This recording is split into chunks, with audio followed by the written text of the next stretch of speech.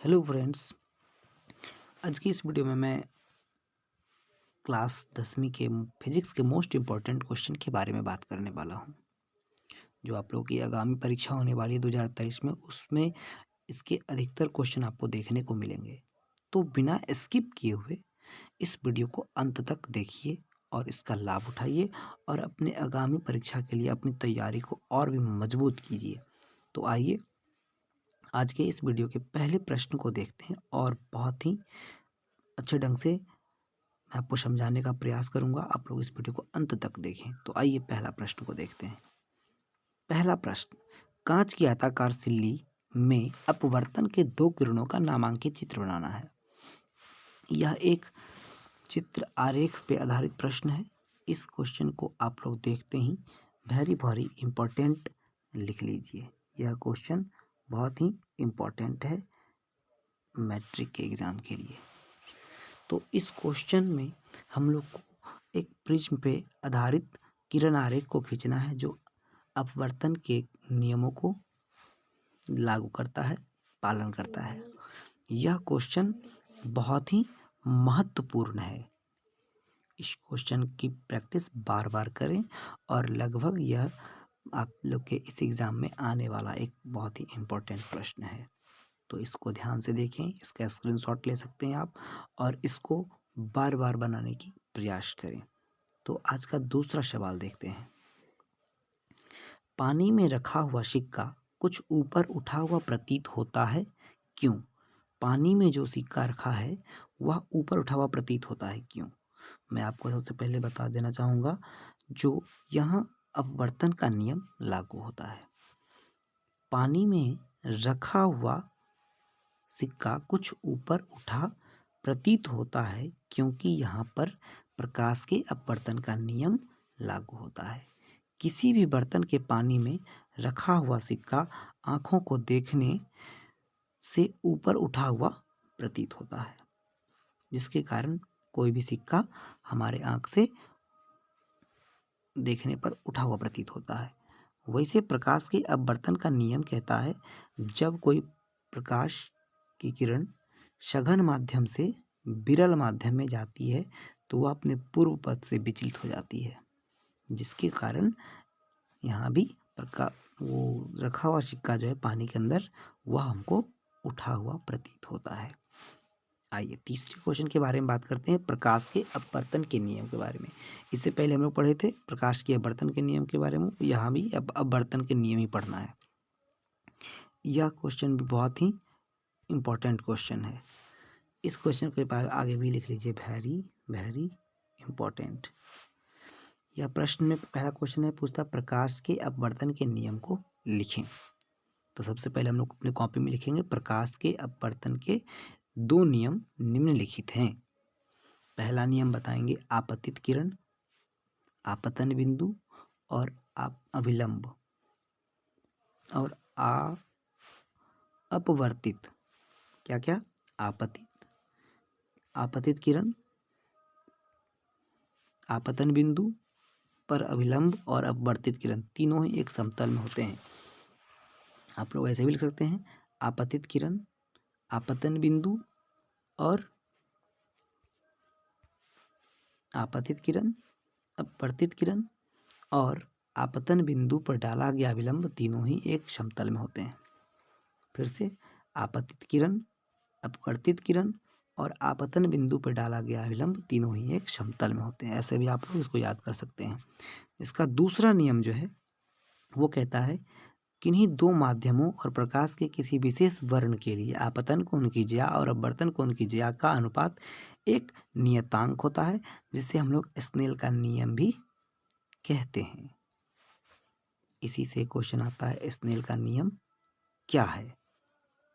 अगले प्रश्न में हो सकता है यह भी क्वेश्चन देखने को मिले। आइए अगले क्वेश्चन के बारे में बात करते हैं। देखिए आ ही गया, स्नेल का नियम। यह भी एक बहुत ही इम्पोर्टेंट क्वेश्चन है। इसके भी आगे आप लोग लिख लीजिए, वेरी वेरी। आज की वीडियो में सारे इंपॉर्टेंट क्वेश्चन के बारे में ही बात करने वाला हूँ। तो इसमें सबसे पहले क्वेश्चन पूछता है, स्नेल के नियम को लिखकर समझावें। तो आप लोगों को क्या करना है, इसमें तो दोनों ही परिभाषा लिख दिया गया है, लेकिन इसका लिखिएगा साइन I बट्टे sine r, mu is equals to. इसका दूसरा नियम लिख कर करके अब आप लोग इसको सिर्फ यही भी लिख सकते हैं, स्नेल के नियम के दूसरे नियम को भी लिख करके आप इसको लिख सकते हैं और लिख दीजिएगा mu is equals to sine i बट्टे साइन आर।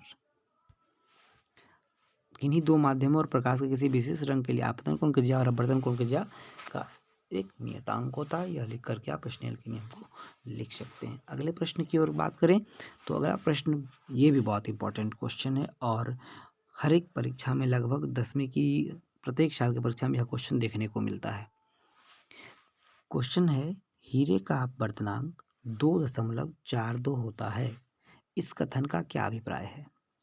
देखिए यहाँ पे हीरे का जो अपवर्तनांक है 2.42 का अर्थ है प्रकाश हीरे में निर्वात की अपेक्षा 2.42 गुनी धीमी चाल से चलता है, क्योंकि किसी माध्यम का अपवर्तनांक शून्य में प्रकाश की चाल और उस माध्यम में प्रकाश की चाल के अनुपात को कहते हैं। इसलिए अपवर्तनांक का फॉर्मूला भी होता है शून्य में प्रकाश की चाल बटे उस माध्यम में प्रकाश की चाल। यहाँ पे 4.42 गुनी का मतलब है जो हीरे का अपवर्तनांक जो है प्रकाश निर्वात की अपेक्षा इतना गुना है, जो अपवर्तनांक के माध्यम से बताया गया है। आइए नेक्स्ट क्वेश्चन के बारे में बात करते हैं। ये भी बहुत अच्छा क्वेश्चन है। उत्तल लेंस और अवतल लेंस को स्पष्ट करें। मैंने 3 अंतर बहुत ही शॉर्ट और आसानी से याद होने वाला लिया है। सबसे पहला अंतर जो यहाँ देखने को मिल रहा है ये है उत्तल लेंस और अवतल लेंस में पहला अंतर, उत्तल लेंस जो होता है वह किनारों की अपेक्षा बीच में मोटा होता है और अवतल लेंस जो होता है वह दोनों किनारों की अपेक्षा बीच में पतला होता है। ठीक है, दोनों किनारों की अपेक्षा पतला होता है। देखिए ये है अवतल लेंस और ये है उत्तल लेंस। मैं फिर से पिक्चर ड्रॉ करता हूँ। ये है उत्तल लेंस और ये है अवतल लेंस। देखिए ये दोनों किनारों की अपेक्षा बीच में मोटा है और ये दोनों किनारों के अपेक्षा बीच में पतला है। तो यह याद करने के लिए आसानी से ट्रिक हो गया। उत्तल लेंस दोनों किनारों की अपेक्षा बीच में मोटा होता है और ये दोनों किनारों की अपेक्षा बीच में पतला होता है। यह प्रकाश को अभिसरित करता है। क्या करता है? अभिसरित करता है। और यह प्रकाश को अपसरित करता है। उत्तल लेंस प्रकाश को अभिसरित करता है और उत्तल लेंस प्रकाश को अपसरित करता है। इसका फोकस वास्तविक होता है उत्तल लेंस का और अवतल लेंस का फोकस काल्पनिक होता है। तो इस प्रकार से हम लोग इस प्रश्न को आसानी से याद करने का प्रयास करेंगे। आइए अगले प्रश्न की ओर चलते हैं। देखिए आ गया, उत्तल लेंस को अभिसारी लेंस और अवतल लेंस को अपसारी लेंस क्यों कहते हैं। बहुत ही महत्वपूर्ण क्वेश्चन है। परीक्षा के दृष्टिकोण से यह क्वेश्चन बहुत ही इंपॉर्टेंट क्वेश्चन है। इस क्वेश्चन के बारे में अगर देखा जाए तो पहले इस क्वेश्चन के बारे में बात करते हैं। देखिए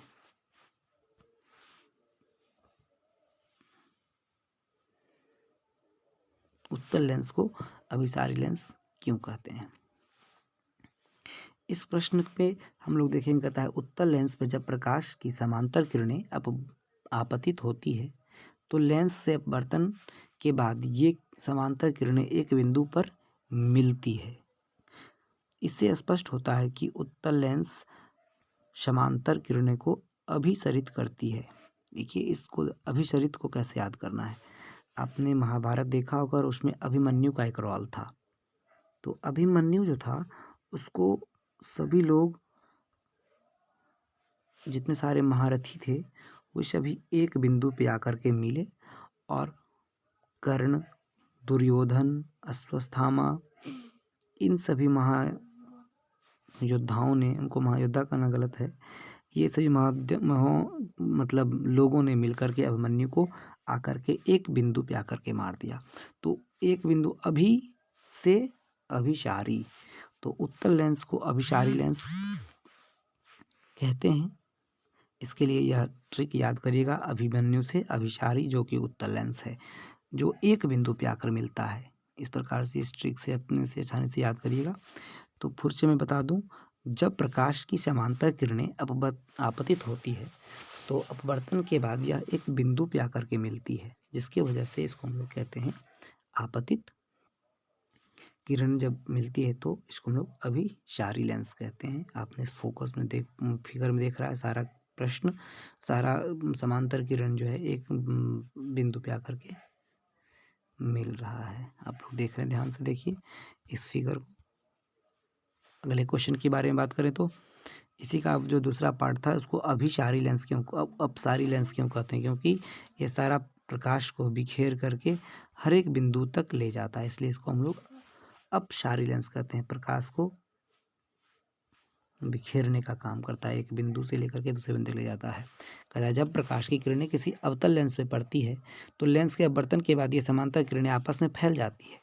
अवतल लेंस प्रकाश की समांतर किरणों को अपसरित करता है, इस गुण के कारण इसको हम लोग अपसारी लेंस भी कहते हैं।